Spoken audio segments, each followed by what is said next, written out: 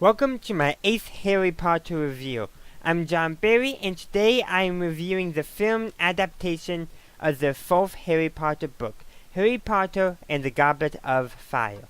Before I continue, if you have yet to see my review of the book, please follow the link in the cards or in the description.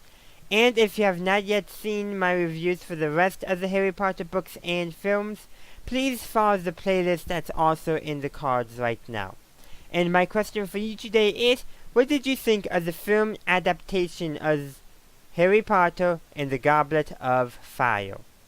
To begin with, I prefer the book. It's simple as that, as I did with the rest of the Harry Potter books so far.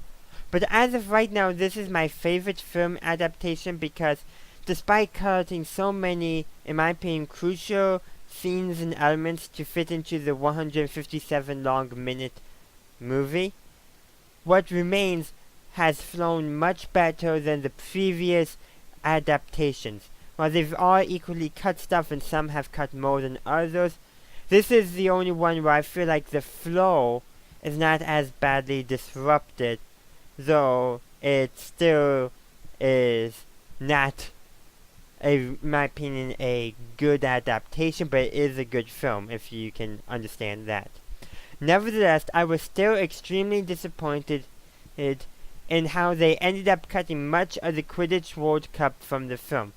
They practically cut the entire event, so all that we really have is them arriving, the Minister of Magic starting it, Victor Crumb doing a quick flyby before it even starts, and it's over. Then we just cut right to the Death Eater mob attacking the camp.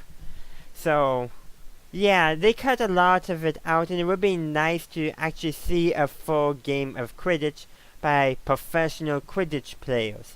I feel like the filmmakers have kind of forgotten that many Harry Potter fans actually want to see Quidditch. And they also ended up cutting out the role of the house elf Winky from the film, though this is understandable and somewhat necessary because of how expensive, difficult, and time-consuming it took to create Dobby in CGI for The Prisoner of Azkaban, so letting basically the part of the house elf out in here, not having Winky included, does make sense from a filmmaking perspective, simply because of cost, time, and difficulty. So it would have probably served the story better to have kept that one house elf, to kept Winky in the film. I think it would have served the story a little better, but it still flowed decently well regardless. But it would have been, in my opinion, a much better adaptation if to have included both of those scenes. Now I would like to discuss the costume design for the Death Eater mob at the end of the Quidditch World Cup. I drew similarities with a well-known hate group in the United States, with their full-body robes and pointed hats. It makes sense because both groups are a terrorist and hate group, a terrorist organization, terrorist group, and hate group, despising people for trivial reasons, and those who are supportive of those they hate. This real group I'm referring to are white supremacists, while the Death Eaters are pure-blood supremacists.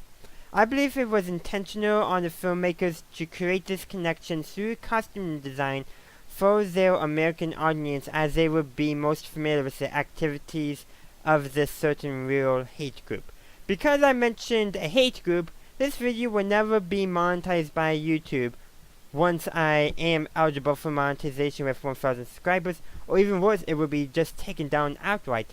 Despite me comparing them with the bad guys of a fictional universe, condemning their actions and positions, and not actually naming them. So please, support me on Patreon. That concludes my review of the film adaptation of Harry Potter and the Goblet of Fire. To summarize, while I still prefer the original book, without a doubt, this is the best adaptation so far, but it's not the best adaptation, if that makes sense. It's the best film adaptation. Now, what I'm trying to say here, it's the best Harry Potter film, but it's not the best adaptation, if that makes sense. It's a bit complicated, but just go with it. If you enjoyed my review, please like the video and subscribe to my channel, and ring the bell to be notified of the rest of my Harry Potter reviews when they come out. Also, consider following me on social media and supporting me on Patreon for extra and early content. Thank you for watching, and as always, have a good day, a good night, wherever you are. Have a good one.